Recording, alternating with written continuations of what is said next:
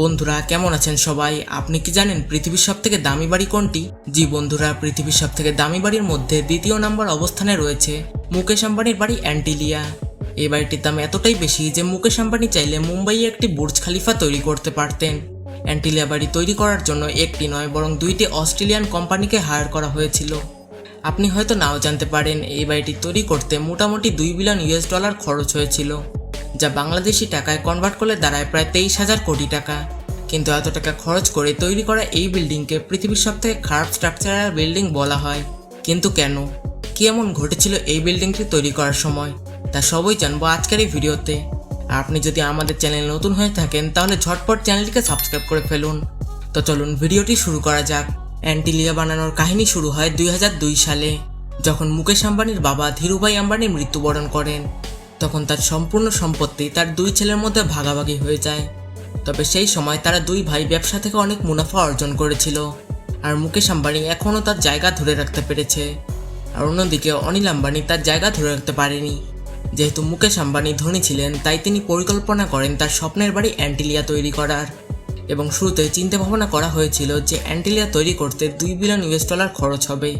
কিন্তু মুকেশ আম্বানি তাড়াতাড়ি 2006 সালে এই বাড়িটির কাজ শুরু করে।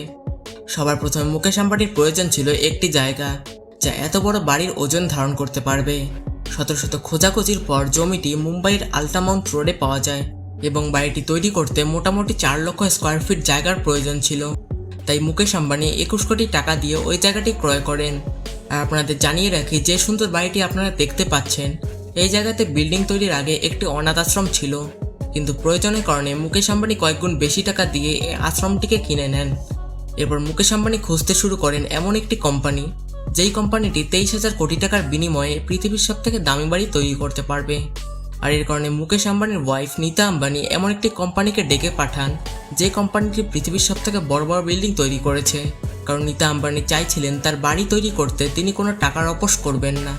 তো সেই ইঞ্জিনিয়াররা বাড়ির মূল স্ট্রাকচার তৈরি করে ফেলে। এখন সমস্যা ছিল সেই ডিজাইন অনুযায়ী বাড়িটিকে সঠিক জায়গাতে স্থাপন করা। এই ইঞ্জিনিয়ারদের কাছে মুকেশ আম্বানির দাবি ছিল তার বাড়িটি যেন 8 রিক্টার স্কেলের ভূমিকম্প সহ্য করতে পারে, এবং পৃথিবীর কোনো প্রাকৃতিক দুর্যোগে যেন তার বাড়ির কোনো ক্ষতি না হয়। আর এই কারণে মুকেশ আম্বানি তার বাড়ি বানানোর কাজ অস্ট্রেলিয়ান দুইটি কোম্পানিকে দিয়েছিল। এই বিল্ডিংটির ডিজাইন এমন একটি টেকনোলজি দ্বারা তৈরি করা হয়েছিল, যেখানে বড় বড় পাইপ মাটির গভীরে বসিয়ে দেওয়া হয়েছিল। আর এভাবে প্রাথমিক কাজ শুরু করা হয়। আপনাদের জানিয়ে রাখি, এই টেকনোলজি ব্যবহার করা হয়েছিল শুধুমাত্র পৃথিবীর সবথেকে উঁচু বিল্ডিং বুর্জ খালিফা তৈরি করতে। অ্যান্টিলিয়ার বাকি কাজগুলো যখন শুরু হয়ে যায়, তখন মুকেশ আম্বানি বলেন তার বাড়িটি যেন 2010 সালের মধ্যে কমপ্লিট হয়ে যায়। কারণ মুকেশ আম্বানি চেয়েছিলেন তার বাড়িটি যেন তার ছোট ভাই অনিল আম্বানির আগেই তৈরি হয়। তখন সেই বিল্ডিংয়ের কাজ দ্রুত গতিতে শুরু হয়ে যায়। কিন্তু মুম্বাইয়ের কাঠফাটা গরম এই বাড়িটির কনস্ট্রাকশনের কাজে বিপদ ডেকে আনে। কারণ এই বিল্ডিংয়ে ব্যবহার করা কংক্রিট খুবই দ্রুত শুকিয়ে যাচ্ছিল, যা এই ঢালাইয়ে ব্যবহার করলে বিল্ডিংয়ের ক্ষতি হতে পারত। আর এই কারণে কনস্ট্রাকশনের কোম্পানি কংক্রিট বানানোর কাজ রাতের বেলাতেই শুরু করে। রাতের বেলায় গরম তুলনামূলক একটু কম থাকে। এরপর 4 বছরের মধ্যে এই 23,000 কোটি টাকার বিল্ডিং সম্পূর্ণ কমপ্লিট হয়ে যায়। কিন্তু মুকেশ আম্বানিকে তার জ্যোতিষী বলেছিলেন এই মুহূর্তে সে তার বাড়িতে প্রবেশ করতে পারবেন না। তাই 2012 সালে 50 জনেরও বেশি ব্রাহ্মণ মুকেশ আম্বানির বাড়িতে পূজা পাঠ করেন। আর তারপরে মুকেশ আম্বানি তার বাড়িতে প্রবেশ করেন। এই বাড়িটির বেলকনিতে আপনারা সকল প্রকারের গাছ দেখতে পাবেন। সাথে সাথে অ্যান্টিলিয়া বাড়ির বাইরের দেয়ালেও আপনারা বিভিন্ন ধরনের গাছ দেখতে পাবেন।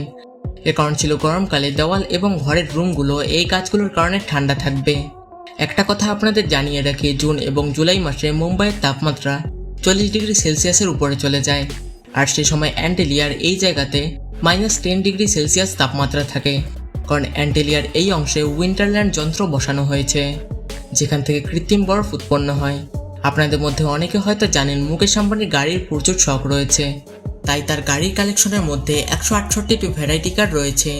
আর এই বিশাল পরিমাণ গাড়ি পার্ক করার জন্য অ্যান্টিলিয়ার 6ষ্ঠ তলাতে এক বিশাল গ্যারেজ রয়েছে, যেখানে মুকেশ আম্বানি 170টি গাড়ি পার্ক করতে পারবেন।